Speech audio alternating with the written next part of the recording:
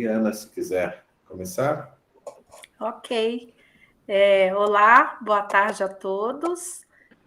Gostaria de apresentar o professor Justino Pereira de Magalhães, que vai apresentar aqui para nós, né, a palestra Cultura Escrita em Portugal, Brasil, de Final do Antigo Regime, Escritos de Império, Autobiografias, Sociabilidades. O professor Justino Pereira de Magalhães, ele é historiador e professor catedrático do Instituto de Educação da Universidade de Lisboa. Os seus interesses atuais de investigação são nas áreas de História da Educação, Cultura Escrita e Educação, História do Livro e da Leitura em Portugal, particularmente o livro escolar, e metodologias de investigação em educação. Coordena o projeto Atlas Repertório dos Municípios na Educação e na Cultura em Portugal, 1820-1986. É autor, entre outros, dos seguintes volumes, né? E aí vou citar alguns, né? Ler e Escrever no Mundo Rural do Antigo Regime, um contributo para a história da alfabetização e da escolarização em Portugal. Alquimias da Escrita, Alfabetização, História, Desenvolvimento no Mundo Ocidental do Antigo Regime. O livro Tecendo Nexos, História das Instituições Educativas, tão importante para todos nós que trabalhamos com as instituições educativas, né? O livro Da Cadeira ao Banco Escola e Modernização, século XVIII e XX. O Mural do Tempo, Manuais Escolares em Portugal. E eu saliento o recente livro e-book, né, organizado pelo professor Justino, juntamente com Roger Chartier e José Damião Rodrigues, intitulado Escritas e Cultura na América e no Atlântico Modernos. Professor Justino, é uma honra escutá-lo na tarde de hoje. É com o senhor. Muito obrigado. Olha, então, muito boa tarde. Aqui em Lisboa ainda estamos com o sol a desaparecer, mas ainda é boa tarde. E, uma vez mais, muito obrigado. Obrigado pelas amáveis palavras da Ana Cristina e muito obrigado por esta oportunidade para dialogar com o grupo. Sempre eu fico numa dívida à Thaís, ao César, ao Cláudio, ao Álvaro, que me têm sempre procurado e escutado com um apreço que eu às vezes acho que não mereço. O Eduardo, a Sildo, sempre estes grupos que me rodeiam e que me dão calor. O que eu trago também hoje não é uma novidade, e o texto creio que deu, o Cláudio questionava, mas vai voltar um pouco ao mesmo assunto, e eu fiquei ali naquela dúvida, mas pensei, olha, também já não saberei dizer muito mais, e o melhor será tentar talvez uma sistemática que ainda não tenha conseguido tanto e abrir um pouco mais nessa, tornar um bocadinho mais nuclear, digamos, a escrita para uma história mais intersetada entre o educativo, o social, o cultural e até o político, não é? Abrindo um pouco também para aquele final do século XVIII, por uma escrita já muito focada na opinião pública, muito focada nos periódicos e que já tinha lugar porque a comunidade, sobretudo a comunidade mineira, já era uma comunidade leitora, não é? Tudo nos vai indicando que há um índice de alfabetizados que já é representativo daquela sociedade e que, portanto, em todo lugar estava o elemento escrito. E, portanto, esta dinâmica que acelera a independência. E, portanto, eu, dividi a minha intervenção em alguns quadros, tentei construir uns 5 quadros, a cultura escrita e a modernidade, que é um quadro muito genérico, muito abrangente e que, quanto disser, será sempre pouco, não é? Porque é impensável a modernidade, de facto, sem a cultura escrita. A escrita de império, um pouco introduzindo também um diálogo com os arquivos e com as fontes de outros domínios da história, que não exclusivamente o cultural e o educativo. Depois uma escrita que se vai enraizando, uma escrita do local, que se vai enraizando nas comunidades brasileiras sobretudo na zona de Minas, ela começa a ganhar, mas também no Maranhão, no Rio, mas começa a ganhar aqui em Minas uma consistência, porque há uma diversidade de escritas que se cruza, dando uma representação do local. E como é que se acelera, portanto, um último quadro, como é que se acelera, digamos, esta cultura escrita, já apontando uma rebelia, apontando uma opinião pública sempre refratária e que tem já no horizonte, claramente, como vai demonstrando Carlos, não é? Vai demonstrando outros historiadores, vai tendo já no horizonte uma linha de uma nação sonhada, o Carlos Mota, não é? E, portanto, e por fim, este chão que nos traz das antropologias ou das antropografias, não é? E autografias e sociabilidades que nos dão esta apropriação da escrita por parte da sociedade. Eu vou tentar, enfim, em 3/4 de hora, estava a comentar com o Cláudio, não falar muito mais do que isso, dar um pouco esta minha leitura destes quadros, não é? Eu entendo que, de facto, a sociedade de antigo regime é impensável sem a escrita. Condorcet coloca muito forte a questão da imprensa e da tipografia, não é? A busca a partir da imprensa e da tipografia de uma linguagem universal, de uma simbologia, que o Roger Chartier também trabalha bastante bem, de uma simbologia dos diversos domínios do saber que possam ser passados a uma fórmula, a uma tipologia que os universalize, não é? Uma linguagem de ciência. Condorcet fala muito da necessidade dessa linguagem de ciência. E essa linguagem chega nos primeiros 100 anos, ainda muito ligado ao latim. Cláudio, depois, quando trabalha as traduções, apercebe-se bem disto, ainda de um arrastamento, digamos, do latim, quase que numa tentativa de trazê-lo até à enciclopédia moderna, fazer dele ainda uma língua vulgar, mas uma língua universal, mas ele não resiste, quer dizer, o avanço dos vernáculos no século XVII e XVIII vai tornando difícil arrastar por mais degenerado que estivesse o latim, começa a ser impossível arrastá-lo. E então, as enciclopédias do século XVIII, quer a inglesa de início de século, quer a francesa de meados de século, são já assumidamente em vernáculo, não é? Portanto, este arrastamento, em todo caso, paralelamente a esta mudança, digamos, da escrita e esta versatilidade da imprensa tipográfica que, enquanto latim e enquanto música, suportava uma variedade de caracteres muito mais restritiva, mas que depois tem de ampliar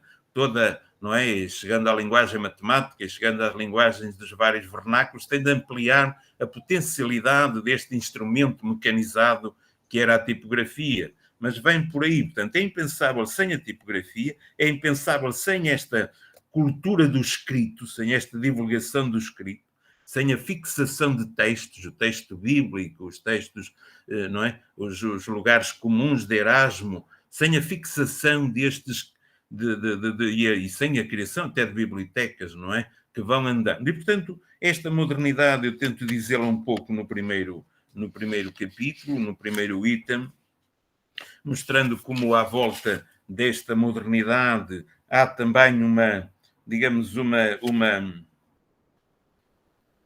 uma alfabetização que vai transversalizando a sociedade, quer dizer, que vai deixando de ser exclusiva de certos grupos letrados e vai caminhando já para as escolas populares e para a questão, não é, de uma verticalidade da sociedade, no seu todo transversal à sociedade, e de conexão do mundo. Conexão à volta do novo mundo, à volta dos novos mundos que se foram abrindo, quer a norte, quer na América Norte e o Norte Atlântico, América do Norte, não é? O Atlântico Norte, quer o Atlântico Sul, estes novos mundos de que falava Vespúcio logo no início do século XVI, a propósito da chegada de Cabral ao Brasil.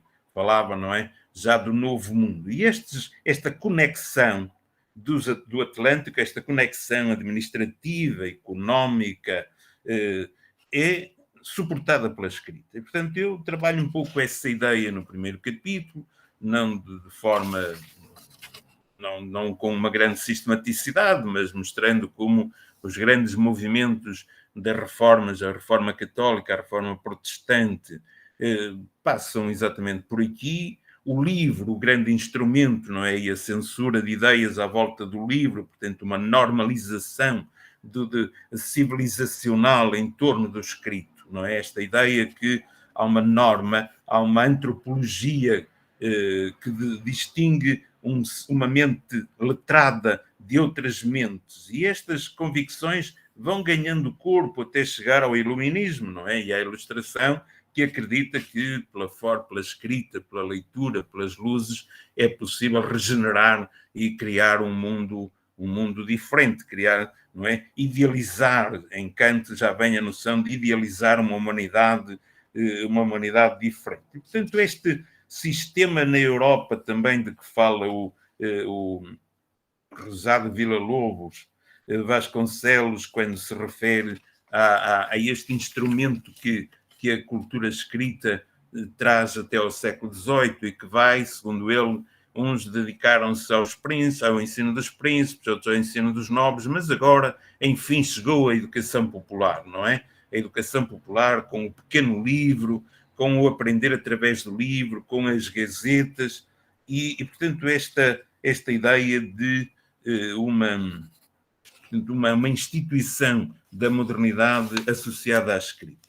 No segundo capítulo, e aqui pronto, também me socorro sempre muito de Roger Chartier, que em algum momento vai fazendo estas pontes. No segundo item, a escrita de império, eu hesitei muito se isto se pode chamar assim, mas tenho vindo a entender que, desde pelo menos a reforma das constituições portanto, dos regulamentos, dos grandes regulamentos da monarquia e do império a partir dos Filipes. Portanto, a reforma administrativa, desde a entrada depois de Dom João IV e a criação do Conselho Ultramarino para superintender na parte financeira, na parte administrativa, todo o que era império, desde a Índia, às Áfricas, ao Brasil. E a figura do próprio escrivão, como uma figura-chave que vem regulada nas ordenações do reino e que depois vai sendo ajustada mediante as diversas necessidades, mas que fica uma figura que nós não sabemos muito se é um oficial ou se é uma figura tutelar, se não é ele que, em determinado momento, não se torna mesmo o senhor da memória e o senhor do destino, aquele de que fala um pouco Derrida, quando discute o mal do arquivo e fala dos arcontes, aqueles que se tornavam senhores da chave da verdade, não é? E, portanto, eu não sei se o escrivão, se não é uma figura de império, se não é uma figura necessária aqui também. E, portanto, esta ideia de uma uniformização e criar instrumentos de inspeção e instrumentos de supervisão que vão levando a que, por exemplo, ao início da segunda metade do século XVIII, nos surge já um instrumento não é para o Estado de Minas ou para a província de Minas, como a coleção sumária, onde fica arquivado, digamos, de forma instrumental tudo o que são cartas de instrumentos legais, recomendações, para poder tomar, digamos, decisões com base neste instrumento da coleção sumária. Ou então, que saiu neste Conselho Ultramarino, os inquéritos que são dirigidos cada vez que algum governador se desloca e que tem de responder a um conjunto de perguntas, a um conjunto de itens. E, portanto, eu acho que esta ideia de uma linguagem de império que começa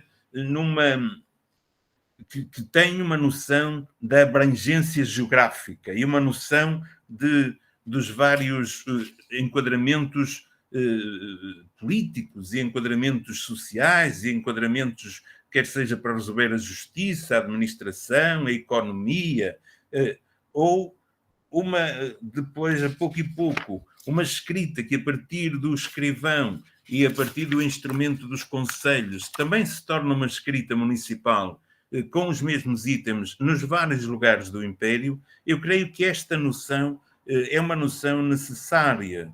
Com Dom João V acrescenta-se aqui um item, que é o item do cofre dos órfãos, a rede das amas, a escrita das misericórdias, que traz também já uma transversalização da escrita assistencialista. O Conde de Assumar faz um regulamento para a Roda de Lisboa e para a Roda de Pernambuco. Portanto, há aqui uma transversalidade com base na escrita, utilização de instrumentos como as estatísticas, a contabilidade, não é? Já a cartografia, não é? Que os jesuítas já tinham trabalhado muito, e sempre a epistolografia, sempre as cartas, o vai e vem das cartas, não é? Cartas a todos os graus da sociedade, cartas de diplomatas, cartas de diretores e supervisores, cartas de colonos, cartas das pessoas na sua, não é? Na sua intimidade, cartas particulares. Portanto, este instrumento das cartas, e que, uma vez mais, os jesuítas trabalharam de forma magistral quando todas as comunidades do espaço de missão iam mandando cartas para outras comunidades e iam circulando esta sociabilidade de escrita. E, portanto, uma escrita que eu entendo, uma escrita de trânsito, uma escrita de controlo e uma escrita de fixação.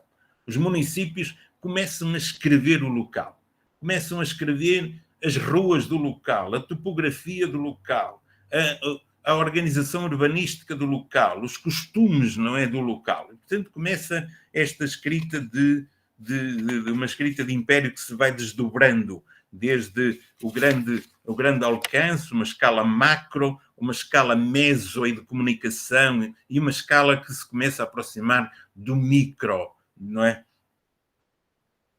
E fui assim chegando a um capítulo que já será o capítulo, o item 3º, onde me apercebo que a escrita de império, por vezes, ainda tem um apoio naquelas narrativas que vinham do século XVI, de Jean de Léry, ou de outros missionários, de outros visitadores, e esta escrita arrasta-se até ao século XVIII, ainda há, digamos, às vezes, reconstituição e tomada de decisões, tendo estes cenários, aquele plano para os índios, ainda tem esta cartografia das tribos e cartografia das nações índias, por aquele esquema em que veio do período anterior. Os próprios bandeirantes também tinham ajudado muitas vezes a fixar estes lugares, esta etno-escrita dos vários locais, mas começa a acelerar-se uma escrita de modernização, uma escrita de negócios, uma escrita de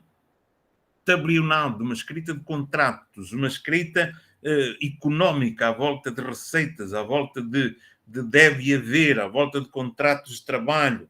E esta aceleração da escrita, que eu acho que começou a aparecer muito nos trabalhos da Ana Lage, nos trabalhos da Thaís, nos trabalhos de outras colegas, inclusive para o Sergipe, para Sabará, na escrita médica, várias escritas que vão acelerando esta modernização a partir da escrita, não é? E que vão tendo também um reflexo depois na contestação, nas inconfidências, numa certa, enfim, em livros que circulam do ponto de vista alguns clandestino, outros não, e portanto, se até aqui se falou, digamos, no Império, se falou um pouco do paralelo e da conexão, aqui a partir de 700, com a mineração sobretudo, começa uma escrita mais focadamente, a meu ver, mais focadamente local, mais focadamente de fixação. E ela acelera a dinâmica,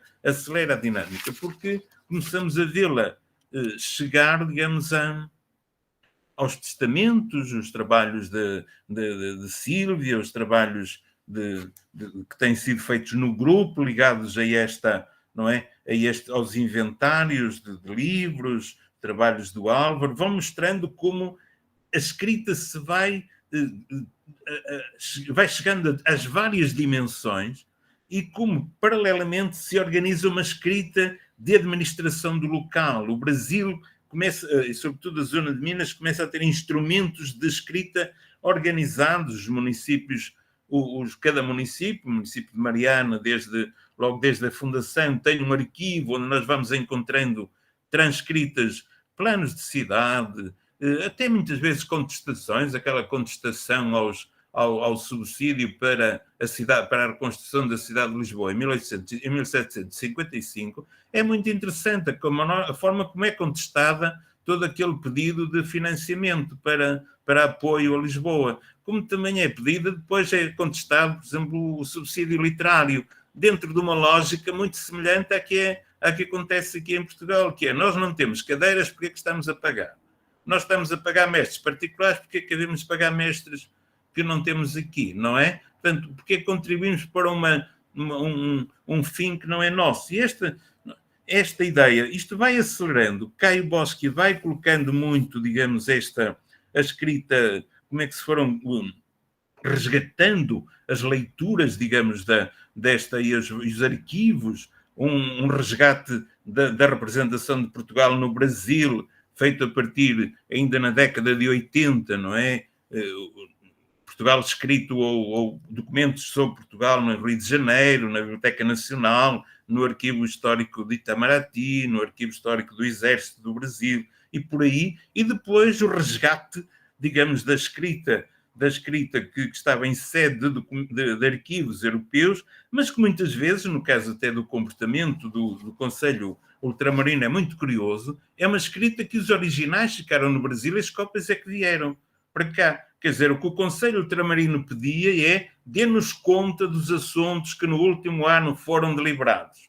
Mandem-nos cópia desses assuntos. Ou seja, estão a ver, esta noção acho que é muito importante para o historiador perceber, ou para tentarmos perceber como é que se caminhou na construção de uma nova nação com estes sedimentos a partir de uma memória do local e de uma memória que vai tendo ali os originais dos seus documentos. E a chegada da coroa acho que vai também trazer aqui uma mudança, um olhar para o Brasil como sendo aqui é preciso um plano de desenvolvimento, é preciso um plano de industrialização, um plano de abertura de estradas, um plano... E, portanto, esta noção desta aceleração, que eu não sei se concordam, mas eu procurando até cruzar isto muito depois com os colegas, os historiadores que trabalham a imprensa periódica, cruzando um pouco com o Carlos Guilherme, na expectativa sempre que ele nos coloca ao desafio de uma ideia de nação nos pequenos indícios, e que ele deixa sempre escapar uma escrita popular de que não há prova, mas de que eu tenho entendido que nós a temos vindo a encontrar muito nos testamentos, nos inventários, quer dizer, ali há uma certeza, aquelas mulheres que fazem testamento, elas têm uma certeza de vida ali. Muitas delas nem sequer são já colonos, já nasceram ali e é ali que vão fazer vida. Começa esta noção, já não é uma noção de trânsito, não é? Pronto. Eu tentei um pouco chegar aí e, chamando, portanto, a mim próprio esta ideia de uma memória histórica, que já vai apontando para... Caio fala de massas documentais de documentos, massas documentais do século XVIII, e estas massas documentais eu acho que são representação de uma realidade que tem existência, muito por analogia com o que acontece nos Estados Unidos do Norte e com já o avanço das reivindicações ali, muito também ligado a um setor letrado que conhece a Europa e que quer levar para ali uma interpretação do direito que já permite, digamos, uma confederação ou mesmo uma independência, não é? Um direito à autodeterminação e que está subjacente no avanço do direito do século XVIII, um avanço de uma nação tem lugar quando convenciona um direito próprio também, não é? E tem portanto, tem uma voz, tem uma identidade, tem uma economia, tem relações ao exterior, a abertura dos portos de mar em 1808. Tudo isto vai, a meu ver, dando uma expectativa aos homens de negócios, às burguesias de negócio, de que é possível avançar. E não há dúvida que é junto destes setores que o grito da independência vai colher. Quando o Dom Pedro grita, vai correr para a Câmara do Rio de Janeiro, e a seguir para a Câmara de Caeté, não é? E os Tedéus que se seguem nos dias seguintes, parece que estava tudo meio preparado. Havia uma opinião formulada entre várias regiões ou várias zonas para esta opinião. E esta aceleração, eu acho que podemos cruzá-la pelo campo das cadeiras régias, pelo campo das diferentes manifestações de escrita que vamos encontrando. Ela pode cruzar com a história política, com a história da independência. E assim eu chegava um pouco à ideia de apropriação, quer dizer, como é que esta escrita que vai representando uma realidade complexa, deixando de ser tão só uma escrita de império, para ser também uma escrita de autenticidade, uma escrita de nação, uma escrita do local, como é que ela vai sendo apropriada pelos diferentes setores da população, não é? E ela vai surgir-nos em manifestações de testamento, manifestações de inventário, manifestações ligadas ao livro, e vamos encontrando como é que portanto, estas autografias se vão dando conta de uma vontade, vão dando conta de um modo de estar, vão dando conta de uma noção de futuro. E trabalhei um pouco no último item aqueles levantamentos que se têm vindo a fazer das práticas culturais e do que é que se pode colher, quer a partir da leitura ou de uma releitura dos testamentos, de uma releitura das atas de Câmara. Eu acho que as atas de Câmara são muito, muito ricas na construção dos locais, na construção da topografia, das ruas, na deliberação, na discussão até dos itinerários que vão para além do concelho, ligam a outros concelhos, na questão dos impostos, na questão dos bons costumes, na questão, digamos, de uma boa vizinhança, que é preciso passar por posturas, no caso, por bons costumes, não é? Códigos de conduta, e essa escrita está muito presente nos municípios. E, portanto, a meu ver, deixa de estar tão presente o eixo de uma conexão para começar a estar, de facto, muito presente esta centração no local, esta dinâmica a partir de instrumentos, muitas vezes, e até de manifestações de autografia muito rudimentares, mas que fazem parte de cursivos colhidos por imitação, cursivos colhidos muitas vezes por parte de setores que não foram à escola, mas que têm a necessidade de apontamentos de escrita para o seu cotidiano, as mulheres de Minas que estavam ligadas aos labores, ligadas aos bordados, ligadas a este tipo de artesanato, e que vão ligando aqui uma escrita ligada ao setor profissional.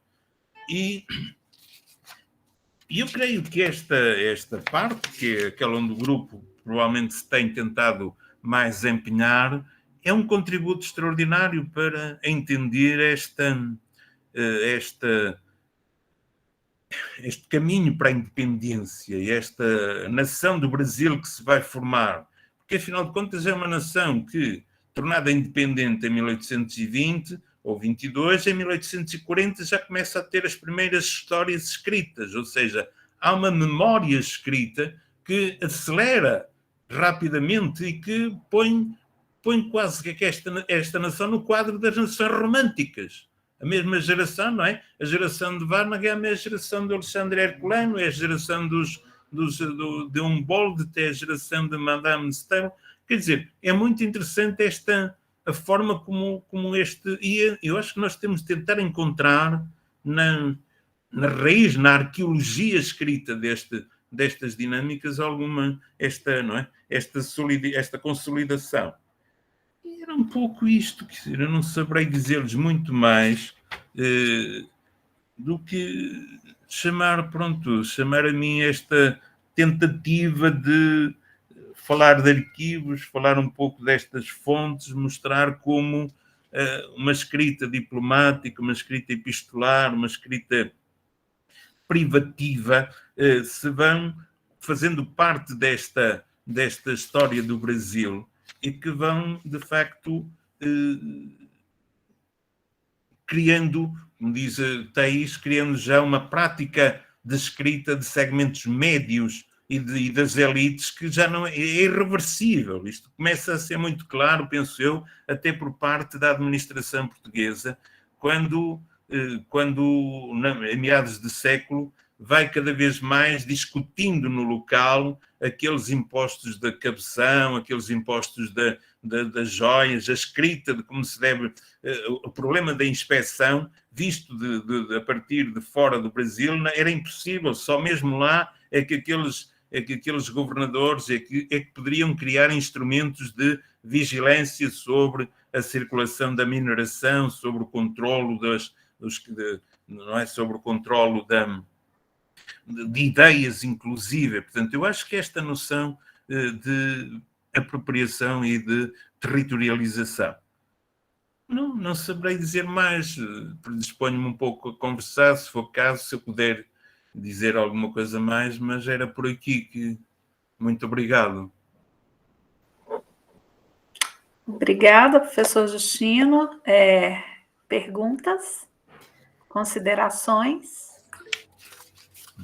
Thais, vamos fazer um bloco de 3, pode ser? Thais, Álvaro. Ok, Thais primeiro. Então, boa tarde a todos. Boa tarde novamente, professor Justino. Obrigado, Thais. Muito obrigada novamente pela sua conferência, né? Nós continuamos aprendendo com você, né? Todas as vezes que o escutamos, também porque é minha opinião, assim, pessoal, mas eu acho que meus colegas irão concordar, que você consegue reunir de uma maneira bastante interessante os fragmentos das pesquisas que são feitas. Bom, eu percebo isso no caso do nosso próprio grupo, imagino que é uma prática sua também. E com isso acaba esclarecendo para nós muitas coisas que são inerentes às nossas pesquisas, né? E eu queria chamar a atenção para pelo menos 2 coisas interessantes aqui. Talvez vocês sejam obrigados a compartilhar comigo o som externo, porque tem alguém cortando grama aqui perto. Então, eu achei muito interessante a perspectiva de falar de uma escrita de trânsito, de controle e de fixação. Porque eu acho que isso traduz de uma maneira bastante interessante essa mesma ideia de trânsito, controle e fixação, mas que tem sido vista pela historiografia dita colonial sob outros pontos de vista, não a respeito da escrita, né? Que ótimo, Cláudio. Então, o Sérgio Buarque de Holanda já lidava muito com essa discussão sobre o trânsito, a mobilidade, né? Muitos historiadores brasileiros e portugueses vêm trabalhando sobre isso, no quadro desta realidade da América portuguesa, mas é interessante a gente pensar sobre esse ponto de vista, né? A escrita como um elemento também nesse movimento de trânsito, de controle e de fixação. Porque muitas vezes a escrita nos aparece, para a maioria dos historiadores que não estão preocupados com esse problema específico, como a fonte, né? Como aquilo que está nos documentos que nos servem para extrair informações e assim construir os nossos escritos e construir as nossas análises, mas vê-la como o escrito, ou a escrita como o objeto, nesse caso, é muito instigante para repensarmos algumas questões dentro da nossa pesquisa. E aí eu fiquei, aí eu queria só, né, pedir um comentário aqui seu, se quiser, primeiro porque eu fiquei pensando sobre essa questão de como, a partir, né, de um determinado momento, essa escrita, ela, como você mesmo abordou, ela se enraiza e ela acaba estando presente num processo de construção de um projeto ou de uma ideia de independência e da nova nação que surge a partir daí. Mas aquele enraizamento que vai também para além desses estratos das elites e que adentra um cotidiano que muitas vezes nem está muito preocupado com a questão política, né? Nem está muito preocupado com o Brasil ser ou não ser independente, mas que é focado nas atividades do cotidiano. E com isso, essa familiaridade, ainda que muita gente não soubesse ler e escrever, essa familiaridade se alastra, porque a escrita passa a ser absolutamente necessária para a solução das questões mais cotidianas para muita gente nessa sociedade, né? E aí eu fiquei pensando se a gente poderia fazer o mesmo, né? Pensando na outra questão, primeiro, numa apropriação que é limitada pelas circunstâncias locais, e aí, então, ela começa a se distinguir de uma escrita portuguesa. E segundo, se nós podemos pensar nesse exercício também de trânsito, controle e fixação, sob o ponto de vista da leitura, mas uma leitura de mundo, não uma leitura stricto sensu, né, do texto escrito, mas uma leitura de mundo também, fundamentada nessa ideia de trânsito, controle e fixação, né? É uma ideia que me veio aqui na cabeça, pensando sobre isso. Então, é só mesmo para comentar o que você achar que... E também me chamou muito a atenção a ideia dessa articulação, lembrando que a coleção sumária dos documentos da Secretaria de Governo da Capitania de Minas Gerais...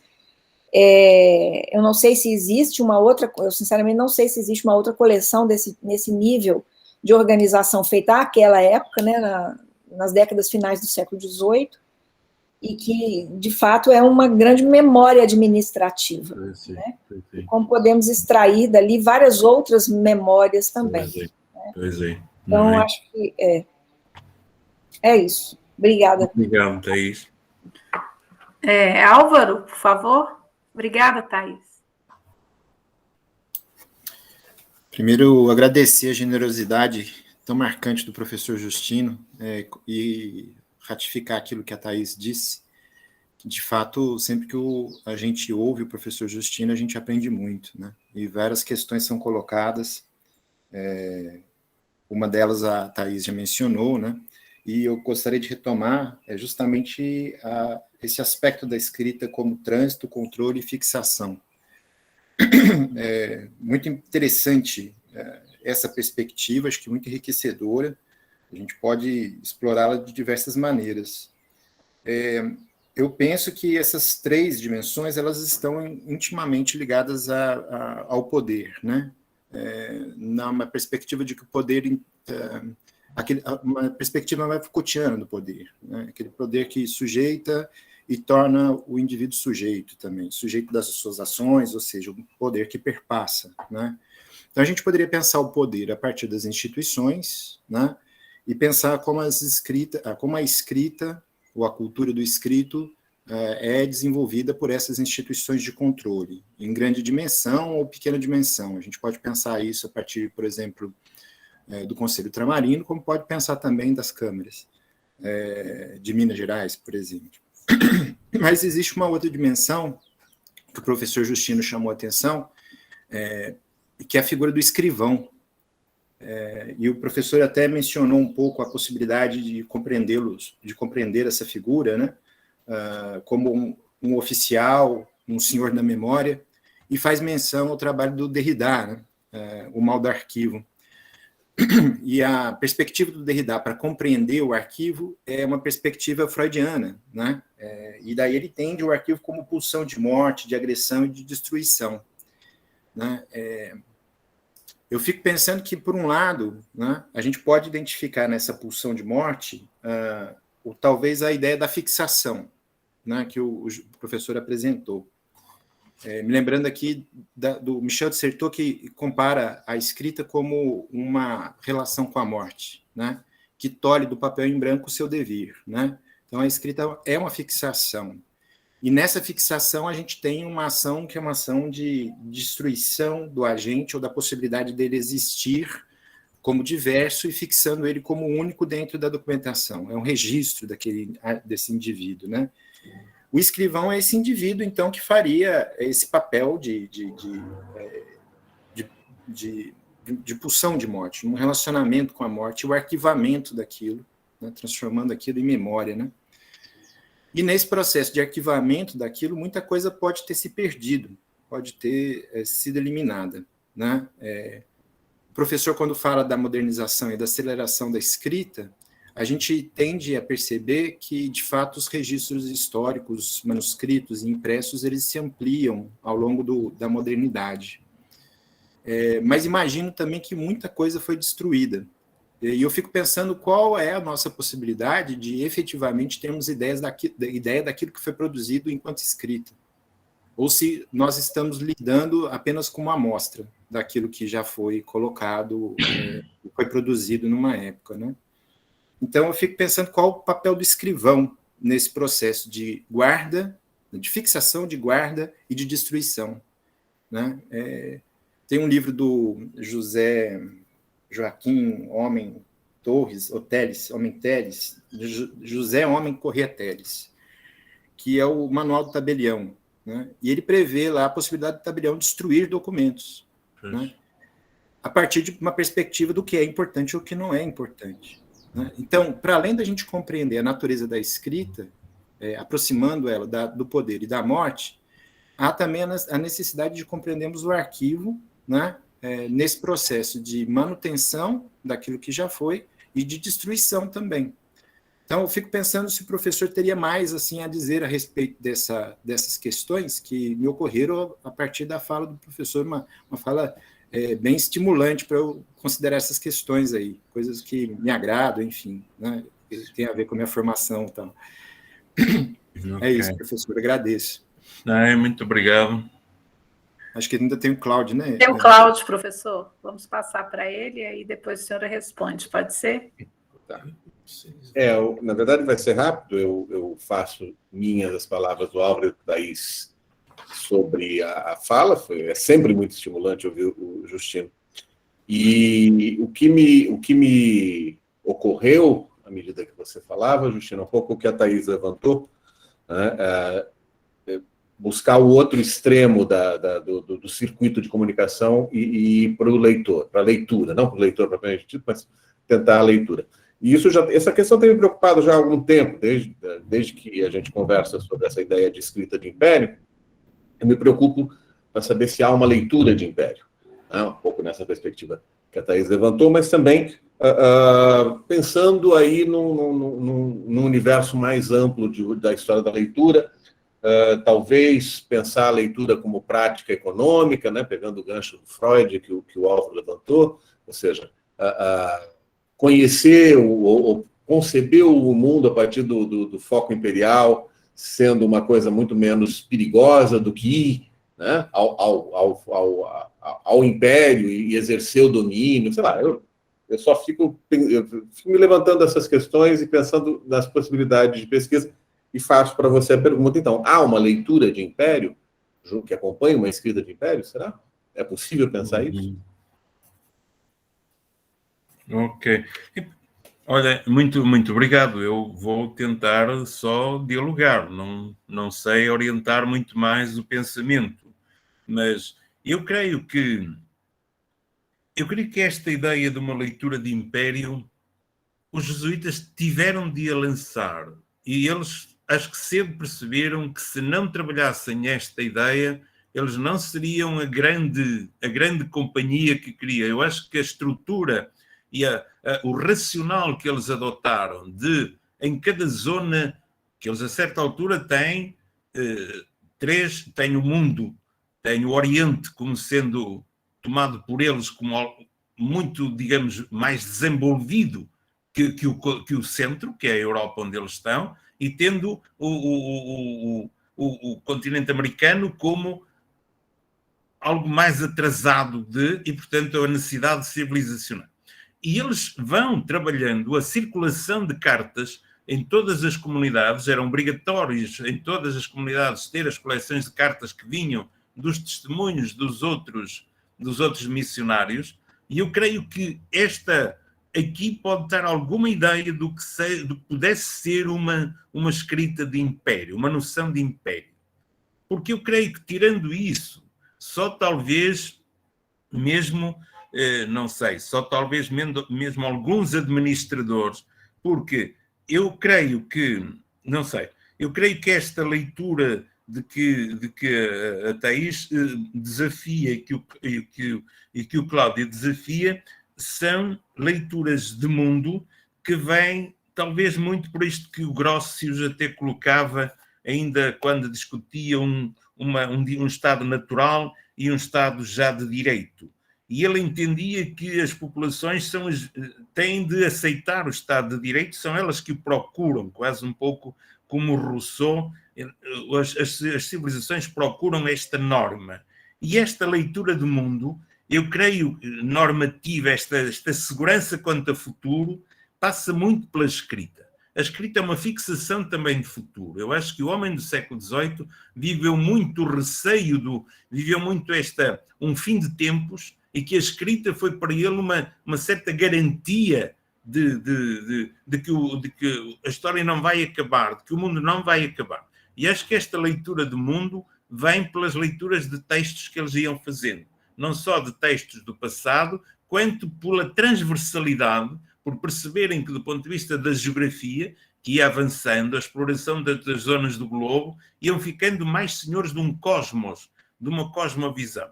E eu acho que estas noções de império chegavam sim. Eu acho que eles tinham essas noções. Não só do ponto de vista do poder, vamos dominar o poder, mas também do ponto de vista da segurança. Vamos saber o que os outros são, vamos saber o que os outros pensam, vamos saber até onde os outros vão, não é? E eu creio que a estrutura dos jesuítas foi um bom caminho por aí. Provavelmente alguma, não sei, o Fernão Mendes Pinto deixa também e algumas destas narrativas. Inclusive, eu acho que quando Rousseau recomenda as aventuras do Creuset para a leitura da infância, ele está a trabalhar uma cosmovisão. Ele está a trabalhar a possibilidade de as crianças, olhando o mar, terem segurança que há do outro lado gente ou que há do outro lado formas de sobreviver. Romper contra o medo, digamos, do homem, medo do homem lobo do homem, este lupus e tal. E, portanto, eu não sei, mas eu acho que se pode explorar muito esta leitura a partir dos catecismos, a partir das vários instrumentos de circulação popular que iam dando não é?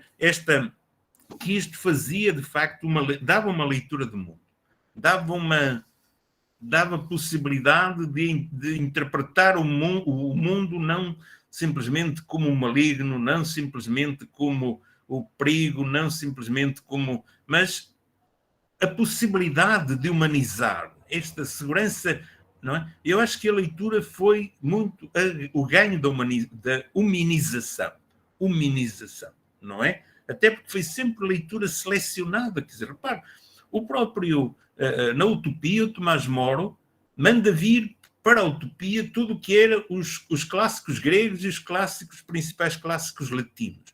Esta vontade de, a partir daquelas bibliotecas, e todos os membros da Utopia eram leitores, não é? As bibliotecas eram francas, e toda esta ideia que a leitura do escrito é leitura do mundo. Tem uma representação do mundo. E, portanto, eu quero crer, não sei, até isto tem trabalhado muito esta ideia e conhecer melhor a sociedade mineira neste final de século, mas eu creio que a própria instituição escolar não é só uma normalização, não é só um institucional organizado. É um campo ideológico que está a ser trabalhado. É uma antropologia do sujeito. É uma antropologia que está ali em causa, não é? Agora, não sei, Cláudio, mas eu acho que os jesuítas deveriam ser olhados talvez um pouco mais nessa grande máquina que eles organizaram, não é? Porque, inclusive, eu reparo que são eles os que avançam com os mapas, com rotas, com revisão de rotas. É muito interessante, talvez, talvez de aprender um pouco mais a ler estas, não é? A ler estas elites de pensamento, não sei. Mas o Cláudio conhecerá muito melhor do que eu não saberei falar muito aqui. Sei que me fez falta ir buscar esta ideia do Grotius de um direito natural que, durante algum tempo, parecia ser aquele que ainda ia ser utilizado no Novo Mundo, para passar a um direito de civilização, para passar a um direito de convencionado, um Estado de outra natureza, não é? E isso eu acho que aí a escrita fez o seu chão, fez o seu caminho, não é? Não sei, porque eu acho que mesmo assim, na sociedade mineira, haveria muito mais leitores do que escreventes. Quero crer que havia muito mais leitores do que escreventes. Quero crer que aqueles prelos que vão lançando aqueles manifestos e por aí, é porque há uma leitura pública, não é? É porque há um acesso à leitura pública, um pouco como quase que o Castilho trabalha para a escrita de parede, não é? Para a escrita de exterior. Eu creio que a sociedade mineira, a certa altura, tinha mais leitores que escreventes. Não sei. Eu tenho essa ideia. Eles precisavam de estar informados, chegavam notícias do mundo pelos comerciantes, pelos bens, não é? Chegavam notícias desse mundo no norte da Europa, notícias de outras religiões. Quer dizer, eu acho que lhes chegavam outros mundos a esta sociedade. E que ela já não era para ir embora, ela era para ficar aqui. Nós queremos ficar aqui, queremos uma escrita que nos garanta a nossa propriedade, que nos garanta o nosso investimento aqui, que nos garantem, não é? Portanto, uma escrita que nos traga. A gente está a ver agora o que é que vai ficar depois da ilha do vulcão. Vai ficar a escrita. Ninguém vai para trás ver, olha, a minha casa, não sei o quê, não, já ninguém lá vai ter, não é? O que vai ficar é a escrita daquele povo, não é? Como muitas vezes aconteceu nos Açores, ao fim de um grande varrimento, foi os tombos para refazer a propriedade, porque boa parte do que tinha veio um vulcão, veio não é? Ali então no pico havia grandes convulsões que a própria configuração da propriedade se alterava, não é? O que era planície deixou de ser, o que era não sei quanto, e portanto o que ficou foi a memória escrita, não é? Eu dou-me ideia que a população de Minas agarra-se muito à escrita paroquial, a escrita de nascimento, de morte, de casamento, disto, daquilo, cria uma raiz, cria um sedentário, não é? Cria um sedentário, não é? Não sei. É uma ideia que eu tenho. E, olha, desculpem então, esta ideia de enraizamento. Eu acho que o Derrida é curioso, não é, Álvaro? Porque eu acho que o arquivo tem sempre a noção de morte. É terrível, não é? O arquivo tem sempre subjacente a noção de morte. Já viu? Nós agora mesmo, com o Covid, quanta gente já morreu sem saber nada da história que não seja um dia destes? Vão libertar os arquivos, vamos saber se morreu de Covid ou não. Mas agora morreu debaixo de um segredo, não é? Para não é? Morrer debaixo de segredo, até por uma questão de não criar escândalo, numa questão das famílias, não. E, portanto, só vamos saber dessa. Não é? Eu acho que o arquivo tem muito, de facto, tem muito subjacente a ideia de morte, a ideia do.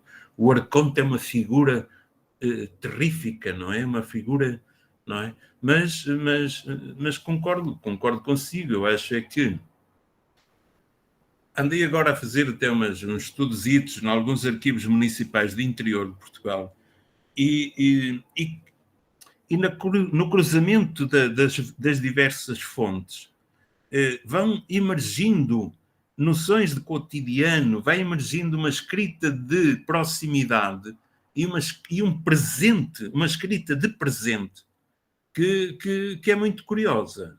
Quando nós, não é? Quando nós começamos a cruzar aquelas fontes, vamos uma escrita muito de presente, muito o doar e e os conflitos entre as pessoas e o abrir não é? É muito esta noção. Eu acho que a ganhamos muito no cruzamento de fontes, e a escrita é por aí que vamos, não temos muito outra, não é? Não temos muito outra. Então o Brasil, não é? O Álvaro dizia-me há tempos o engenheiro, casado com a Flávia Verlo, lá do Unicinos. E bem, isto aqui, uma população abandonada ao fim de 5 anos, pouco mais, já não tem nada, a natureza tomou conta. Portanto, só fica a história, se ficou alguma coisa para contar, foi no escrito, porque a natureza já tomou conta. Portanto, a natureza veio, a população, ou uma missão que esteve aqui, ou qualquer coisa, se não houve escrito, foi a natureza tomou conta, não é? Portanto, esta importância da escrita, não sei. Olha, não sei. Acho que derivei um pouquinho, peço desculpa, mas foi aproveitado também para dialogar um pouco com as vossas opiniões. Obrigado. Ok, mais alguém quer fazer pergunta? Obrigada, professor Justino. Eu estava pensando, ainda bem que nós tivemos os documentos copiados e encaminhados para o Conselho Ultramarino, porque boa parte dos documentos se perderam aqui, principalmente em Minas Gerais. Também as condições, as condições também não ajudam muito, não é? Às vezes o clima, né, não é? O papel é muito vulnerável, mas ainda bem. Mas é curioso ter a noção de cópia, já viu? A noção dos originais ficavam. Portanto, é uma noção muito curiosa já de fixação, não é? Não é? A importância da cópia, né? Vou passar para o César. Tem mais alguém que gostaria de fazer perguntas ou considerações?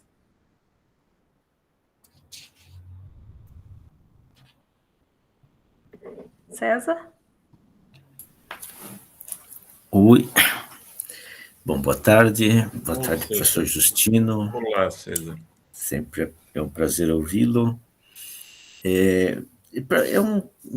Na verdade, um comentário rápido e também, assim, o Álvaro tocou nessa personagem, mas tocou nessa personagem de uma maneira também bastante rápida, que eu assim chamaria esses profissionais da escrita, né, os escrivãos, notários também, né, existe aí uma gama desses personagens, né, que tem uma relação bastante próxima com a escrita, e também, né, o que eu estava pensando aqui, os secretários, né, principalmente secretários das repartições administrativas, que tem uma função bastante importante, bastante interessante, né? Eu estava lembrando agora né, a documentação com a qual eu trabalhei há algum tempo, que são aqueles códices da coleção Pombalina, né? Muitos daqueles volumes são borradores, né? São borrões, são maior parte escritos pela mão do secretário das legações, né, portuguesas, tanto na Inglaterra quanto em Viena. E é interessante, né, de se perceber aqueles textos como textos, né, ditados no caso, aí o Sebastião José, né, Carvalho e Melo, né, que é o Marquês de Pombal. Então, assim, né, percebe-se essa questão de ser um texto ditado, e o que é interessante dessa documentação é que grande parte, né, desses registros eles acabam recebendo depois a mão do próprio Pombal, né, que a gente percebe lá os textos corrigidos, os textos anotados. Então, né, eu vejo assim, essa multiplicidade de tipos documentais, né? Então, assim, não é a correspondência propriamente dita, que ela sai de uma maneira, né? Ela tem uma forma, tem... Então, não é a correspondência propriamente dita, mas são esses outros materiais de escrita, né? No caso, esses borradores e tal, e que são produzidos por esse, né, por esse sujeito, vamos chamar assim, que tem a função efetivamente de registrar no papel, né? Primeiro faz aquele registro, depois passa para a tinta, assim, passa para a carta, né, propriamente dita, para a correspondência propriamente dita. Eu, assim, queria ouvir um pouco, né, do professor essa, né, como é que ele entende essa atividade, né? Como é que ele vê essa atividade dessas pessoas, vamos chamar, né, assim, profissionais da escrita, sejam os escrivãos, notários, e mesmo, ou mais particularmente, esses secretários, né, que atuam aí junto com assim, a alta administração do Império.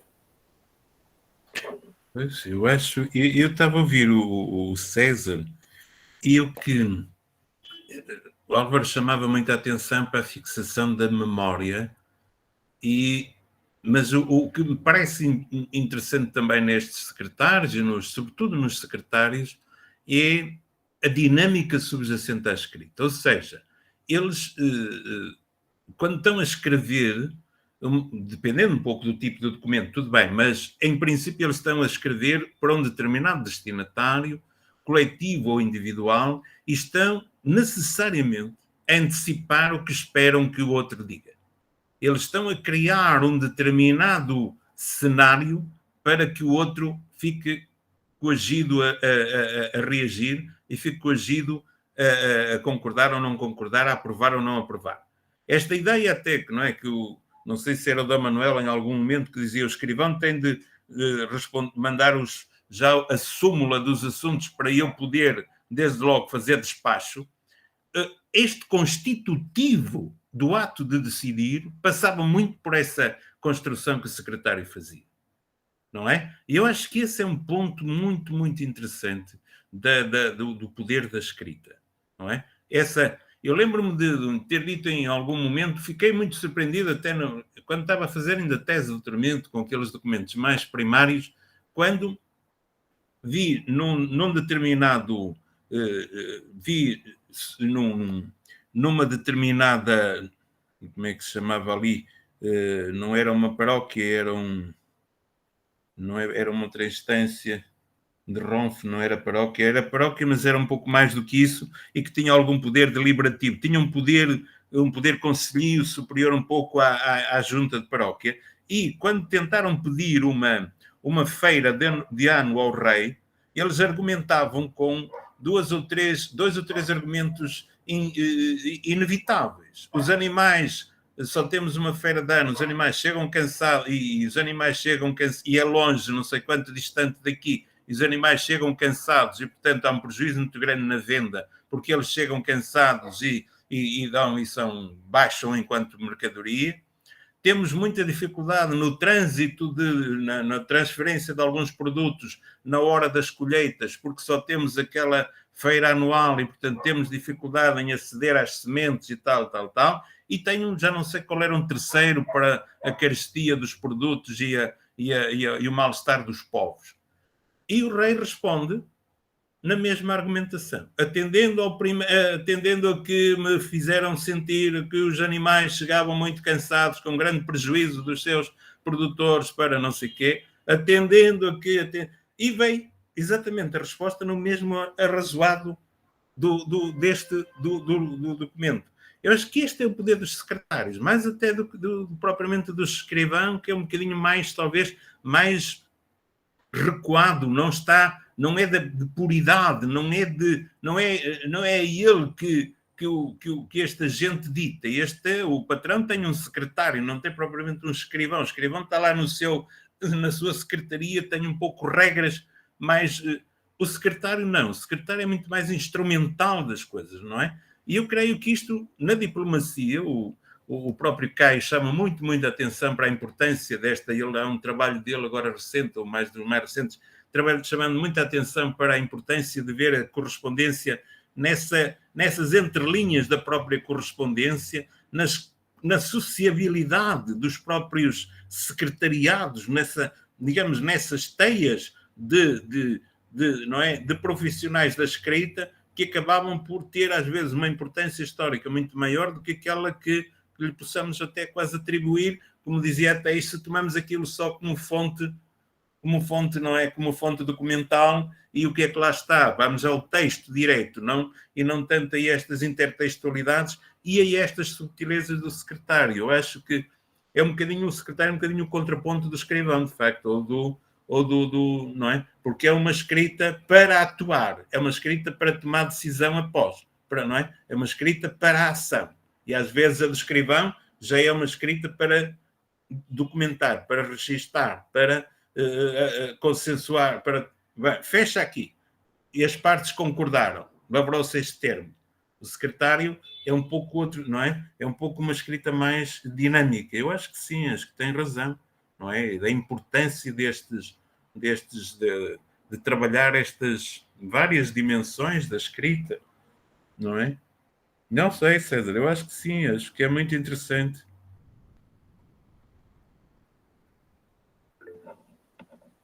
Ok. Thaís, por favor.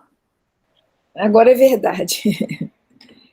Eu gostei muito, Justino, quando você deu o exemplo da mudança, quer dizer, de como que uma determinada geografia alterada, por exemplo, um evento natural, né, como a erupção de um vulcão, ou sei lá, um terremoto, uma enchente, e a memória como uma nova geografia fica condicionada pela memória, e parte dela é uma memória que está com as pessoas que sobrevivem àquilo, e outra parte é a memória que está registrada por escrito, né? Eu estou aqui numa região muito próxima de onde aconteceu o desastre do rompimento da barragem da Vale em Brumadinho. Fica aqui a mais ou menos 10 quilômetros de onde eu estou agora. E essa região, assim como Mariana, né, que sofreu uma outra tragédia como essa, de rompimento de barragem de mineração, luta muito para reconstituir a sua memória, né, porque os seus lugares físicos foram destruídos por causa do desastre. Mesmo quando não acontece, eu estava pensando uma outra coisa, mesmo quando não acontece algo assim muito trágico, que de repente leva tudo, né, e aí fica a memória dos indivíduos, e o possível registro existente sobre o que havia ali naquele local antes, existem mudanças que são feitas pelos usos que se faz daquele lugar, né. Eu estou pensando isso porque Verona e eu estamos num embate com um problema de imaginar uma cidade mineira colonial, que é a atual Tiradentes, ao mesmo tempo em que ela não era Tiradentes, em que ela era Vila de São José. Hoje, o centro histórico da cidade é praticamente o que era no final do século XVIII, mas não é, né? Então, tem uma perda de função de cidade e a incorporação de uma função turismo. Então, nós estamos numa luta para tentar reviver essa outra localidade, né, essa vila do século XVIII e das primeiras décadas do século XIX, porque tem uma memória que está muito agarrada no registro da Câmara, né, e nos registros dessa correspondência que foi entre a localidade e seus sujeitos e a coroa, principalmente por meio do Conselho Ultramarino. É por isso que eu falava antes na ideia da leitura da diversidade das leituras, né? Porque isso tem nos atormentado, porque são diferentes leituras feitas acerca do mesmo lugar, conforme a necessidade da escrita disto ou daquilo. E isso, para nós, né, historiadores, se apresenta como um problema, porque nos perguntamos de qual memória nós estamos falando, que vila nós queremos fazer vir à tona, né, por causa da memória registrada que nós temos dela, né? É a vila da Inconfidência, é a vila das pessoas comuns que ali viviam, comerciavam, É a vila religiosa? Qual é? Né? Pois é. Eu acho que essa é uma discussão bastante interessante. Né? E que eu acho que coloca não é? Que coloca este dilema entre a historicidade, no fundo, e uma certa educabilidade, porque a própria história é legítimo que se fale dessas diferentes leituras da história, não é? Porque houve gerações em cada uma delas. Não é porque é que se fixa uma determinada memória e se impõe ou uma determinada caracterização, ou uma determinada configuração da cidade e se impõe como um património aos outros, como exclusivo, ou como, não é? Eu acho que esse debate da historicidade é um debate fundamental. Eu acho que o historiador tem de estar disponível para ele. Tem de estar disponível. Não pode, tal como, sei lá, hoje nós discutimos, uma associação de estudantes toma-se como representante da memória daquela instituição. E as outras gerações? As do antes e as depois, não é? Em que medida aquela geração tem um poder monopolista em que medida a geração de 70 e a geração continuam a monopolizar, digamos, a juventude académica ou o mundo académico do século XX. Aquela geração de 70 que foi radiante, tudo bem, correu o mundo, protestou em todo o lado do mundo, mas em que medida ela continua ou não a ser única, ou que outras gerações estiveram ali, não é? Eu acho que essa historicidade, acho que a Teisa coloca bem, não é? E creio que é o debate que os historiadores têm de travar para tornar significativa a história, senão ele vai torná-la um documento, vai torná-la um estático. Para a tornar significativa é pô-la sempre debaixo desta tensão. A tensão entre que significado lhe estamos a atribuir, de que representação partimos, em que medida é que estes documentos, estes testemunhos, nos autorizam a ampliar essas leituras, não é? Em que medida nos autorizam a ampliar essas leituras e esses tempos de passagem. Não, eu acho que este é um debate que a mim me preocupa muito. Não sei travá-lo. Vejo-me sempre entre dois termos, educabilidade e historicidade, com a ideia de que, se queremos até tornar significativa a história para as populações atuais, também não podemos dá-la como consolidada, dá-la como qualquer coisa que não é? Tem de ser dada também numa certa tensão, numa certa discussão do que é património ou não é, do que foi significativo ou não foi, quer dizer, autorizar esta discussão. E depois argumentar, não é?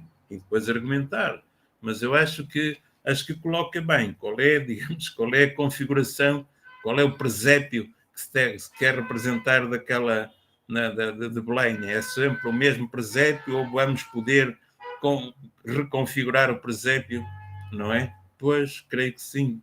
Não sei, Teis, acho muito, muito interessante estas questões, não é?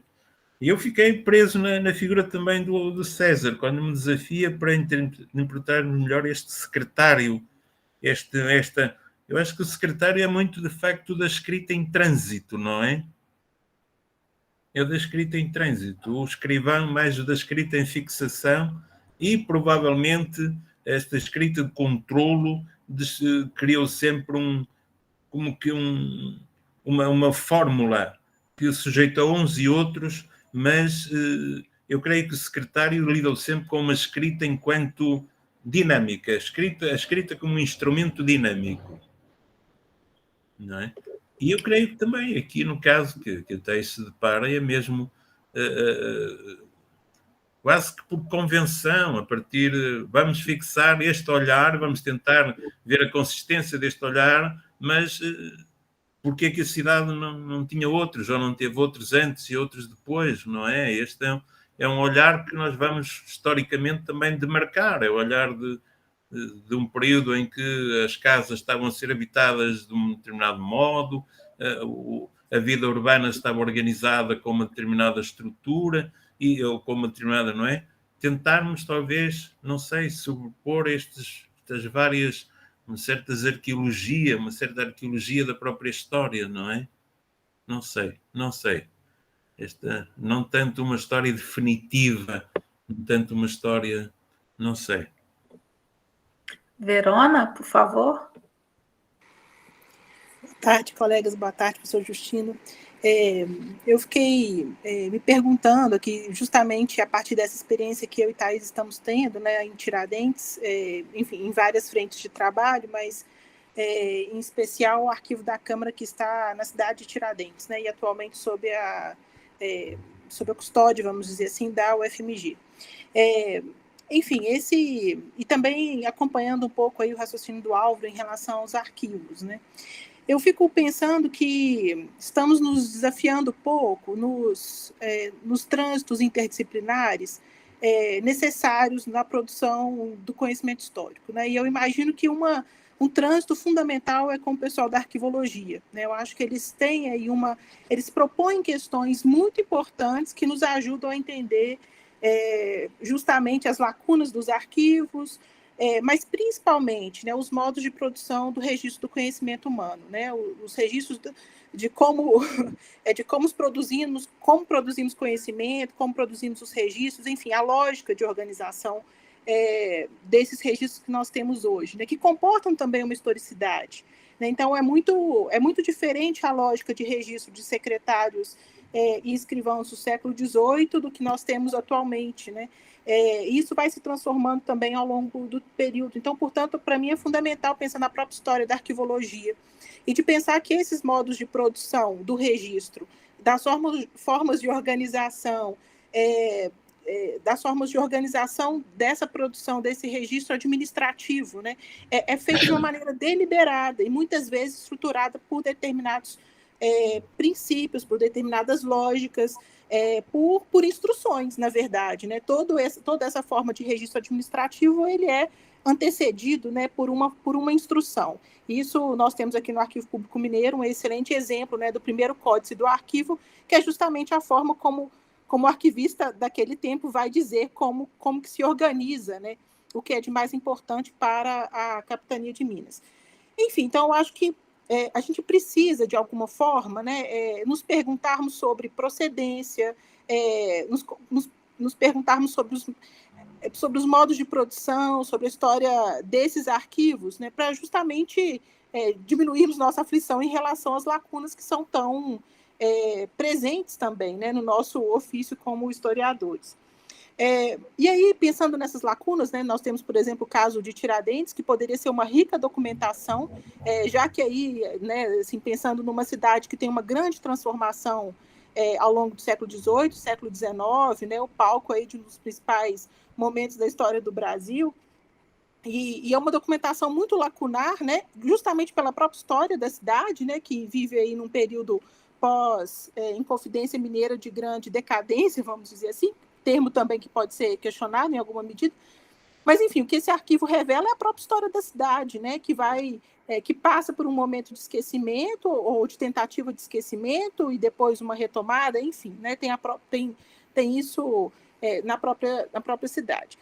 Mas eu queria dizer também que nós somos muito pouco atentos para outros registros da cultura material que nos ajudam a responder essas próprias lacunas, né? Então, em que medida nós estamos nos desafiando a sobrepor camadas de sentido, sobrepor fontes documentais que vão além, né, do registro documental? Certamente nós temos aí muitos outros registros da produção do conhecimento para além do que estaria registrado na Câmara, nos registros da Câmara de Tiradentes, né? Nós temos aí um patrimônio edificado impressionante. Nós temos aí uma rede urbana, vamos dizer assim, de urbanização também fundamental. Nós temos um conjunto de acervos também de acervos museológicos, hoje musealizados, né? Muito importante, mas como que nós estamos operacionalizando esse cruzamento de fontes? Assim?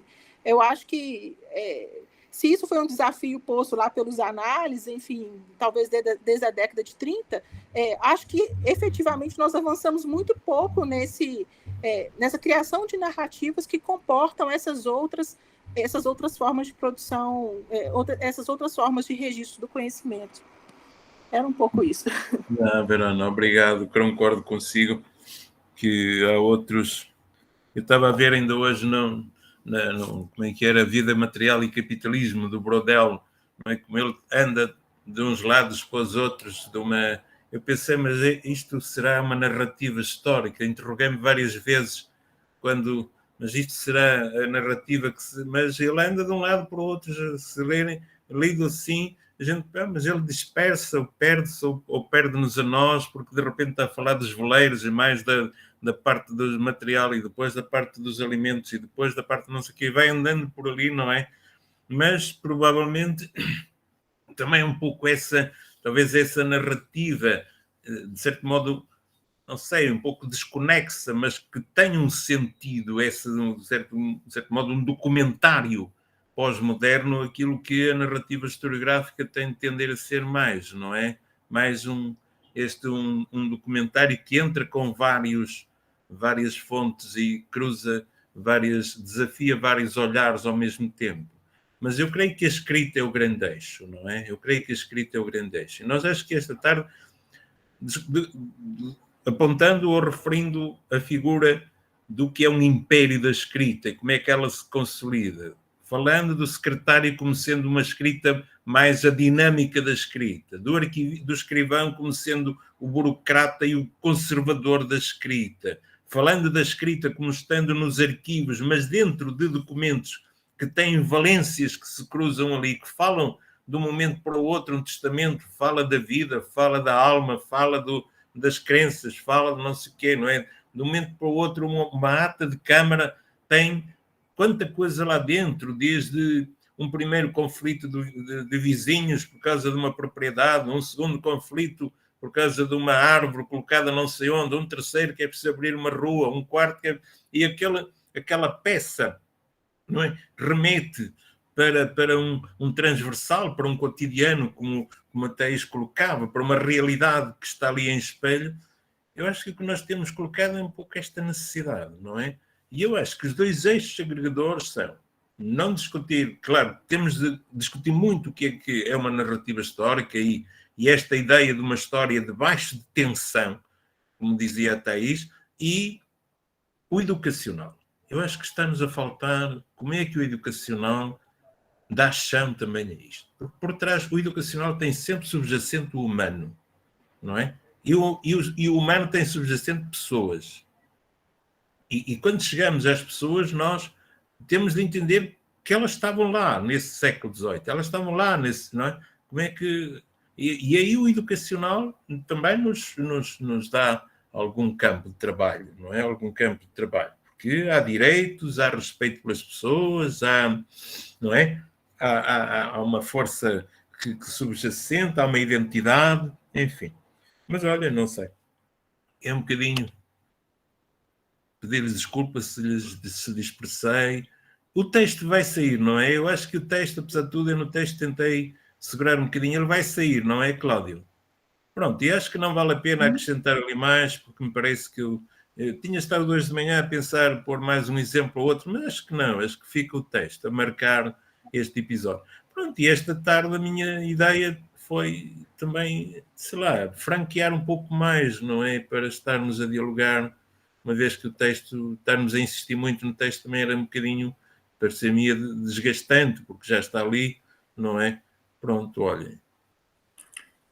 Vamos caminhando, é a oportunidade, é bom ter pessoas, ter especialistas, ter amigos que se debruçam sobre os mesmos problemas, é fantástico isto. Acho que é uma experiência que nós não podemos confessá-la a ninguém, temos de aguardar para nós, é um segredo, não é? É um privilégio mesmo, não é? Não sei, olhem, pela minha parte. Professor Justino, o privilégio é nosso. O privilégio é nosso de escutá-lo, de tê-lo aqui conosco hoje. É um grande privilégio, né? Não é, porque eu acho que esta geração ainda leva consigo estas memórias de diálogo que eu temo que não estejamos a conseguir transmiti-las aos outros que vêm atrás. Temo que, ou por falta de oportunidade, porque já não tiveram esta aprendizagem, tudo, andamos aqui há muitos anos, não é? E deixaram-nos andar por aqui estes anos. E eu não sei se eles, com estas corridas dos concursos, com estas corridas das carreiras, com esta bulícia, não é? Se vão ter chegar a este ponto, não é? E ao mesmo tempo também se gratificam com isto. Eu fico tranquilo, fico realizado por estar aqui esta tarde. E isto eu acho que é fantástico para mim, não é? Olha, muito obrigado. Nós é que estamos realizados, professor. Bom trabalho. Só temos que agradecê-lo por participar e poder contribuir tanto para todas as nossas pesquisas e para todos os diálogos que nós temos aqui, né? Então, eu queria agradecer, professor Justino, em nome do grupo, né? E eu queria convidar todos para participar agora às 5 horas da tarde, da nossa primeira sessão de comunicações, que vai ser coordenada pelo nosso colega Fernando Rippe, que, assim como eu, também fez o doutorado de sanduíche em Portugal com o professor Justino, né? E aí o Fernando vai apresentar o texto Assim na Terra como no Céu, uma análise geográfica em impressos ibéricos que divulgavam modos de educação feminina séculos 17 e 18. O Alain Ricardo Pereira, que vai apresentar No Labirinto das Discórdias e Denúncias, a escrita de cartas na capitania de Goiás, no século XVIII. A Jane Bueck, né, e a Sônia Araújo, que vão apresentar Concepção Educacional nas Epístolas de um Governador, a agência de Mendonça Furtado, no projeto civilizador do estado do Grão-Pará e Maranhão, e o Tiago Medeiros, né, que vai falar da fundação de seminários, instrução em relações de poder no Grão-Pará e Maranhão, Gabriel Malagrida, o jesuíta, Prelados Locais e o Governo Pombalino, 1740 a 1761. Convido a todos a virem aqui nesta mesma sala, às 5 horas, vamos fazer um intervalo agora, né? E voltamos mais tarde. Enfim, obrigado a todos, especialmente o professor Justino Magalhães.